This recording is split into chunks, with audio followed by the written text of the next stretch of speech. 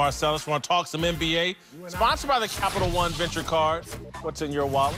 To Carmelo Anthony, who is still out of a job despite making a major push to launch an NBA comeback this summer.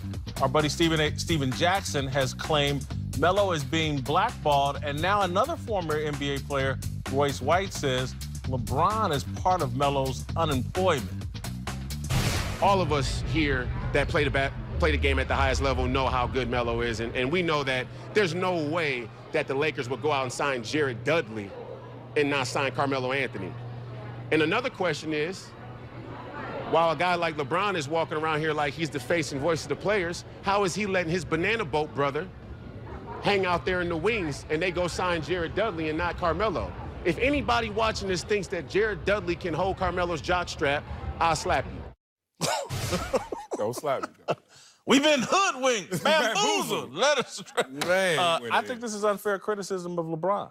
If LeBron doesn't think Carmelo fits with the Lakers, LeBron has every right not to make that move. This ain't friends. Right. Carmelo's made $200-some-odd million. LeBron doesn't owe him a spot on that roster. That's one way to interpret this. Let's not mix business with pleasure. Hey, we were on the banana boat. We vacation. You my boy. I got you.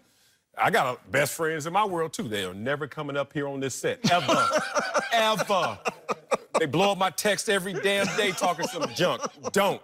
They're not coming here. Or there's another narrative. Maybe LeBron doesn't have the power that we assume he has. Maybe LeBron did run this up the channel, ran it all the way to Jeannie Buss, and it was like met with a pleasant, we'll think about it. You never know, because LeBron is interesting as a Laker, doesn't have the equity, just in purple and gold, as we assume he has. You talk about a Dwight Howard situation. Is LeBron on board with that or not on board with that? You talk about some of the acquisitions that they've made since he's been a Laker. He said, I can work with it, but at the same time, he hasn't signed off on every single transaction. This may be to the undermining of what his power level really is in this franchise. Well, he certainly didn't get the head coach he wanted. Right. They told him no there, and it really told him no twice. They told on Ty Lue and on Jason Kidd. Jason Kidd has to settle for being the associate head coach or the assistant head coach. And so maybe that's true, but I think as it relates to Carmelo, I think if LeBron wanted him on the roster, I do kind of think he would be there, but I just don't think it's LeBron's burden to guarantee Carmelo a job just because they're friends. LeBron has to do what's best for him and the Lakers and put the kind of players around LeBron that makes sense. I just don't think LeBron and Carmelo make a lot of sense together. And so I just, no offense to Royce White, but, I mean, he came really hard at LeBron on this, and I don't get it. That's not a fair standard to hold LeBron to. Yeah, this is one thing that I found to be a new hot-button narrative. And it's an age-old issue. I don't know why now it's getting so much stress between you're talented enough to still be in the league or you're blackballed. Like, where's the middle ground? Like, I remember in the 90s and when I played in the early 2000s, getting calls from friends. I was like, damn, they cut you? You know you're good enough to make the squad. All right, you're going to land somewhere. Didn't make it. And it wasn't a blackballing. It's just sometimes some people fall through the cracks for various reasons. Carmelo, last seen, was a good player. Good. I don't know, great is the word in Houston, but he put up some numbers at times, horrible on defense. But then he had a chance in those moments to show he could be team-friendly. And that's not just, okay, I'll come off the bench. It's also an attitude. I tell my son this all the time. Actions is one part, attitude is the other. And you got to bring them both. Maybe the word is out on Carmelo that he's not going to accept a lesser role. That's not blackballing in my eyes. That's something different. All right, Darnell, anything we missed?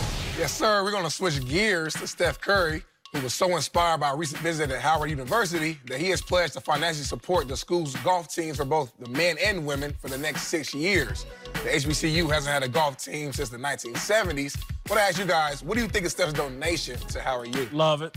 Love it. This is my whole mantra about what sports are there for. Make as much money as you can, and then take that money and support what you believe in. Exactly. And So Steph Curry likes golf. He wants to. Here's a HBCU that hasn't had a golf team. This is going to probably affect 15 to 30 students at Howard University. This is tremendous. This is exactly what athletes should be doing with their money. LeBron's done it with a school in Akron.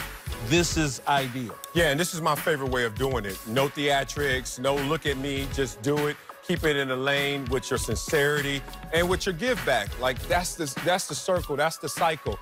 And it is great, because, I mean, look, let's just keep it 100. Everyone always looks at a lot of the HBCU programs and say, why are they getting poached for so much of their talent? Why don't they have the resources at the bigger schools when there's so many black players there? So this starts the conversation, and this puts the focus on that situation, which is in dire need of support. Listen, just keeping it all the way real. We don't have a lot of time to get into this, but Marcellus and I have had the conversation about, hey, man, love Ball State, love Columbia University, but let's see if we can help some HBCU football team and try to get that momentum started. And I think Steph has beat us to the punch. He's a great role model. All right, coming up, we'll give you our first ever approval rating for Jimmy Garoppolo, and we'll tell you if Jimmy G will get benched this season. Next!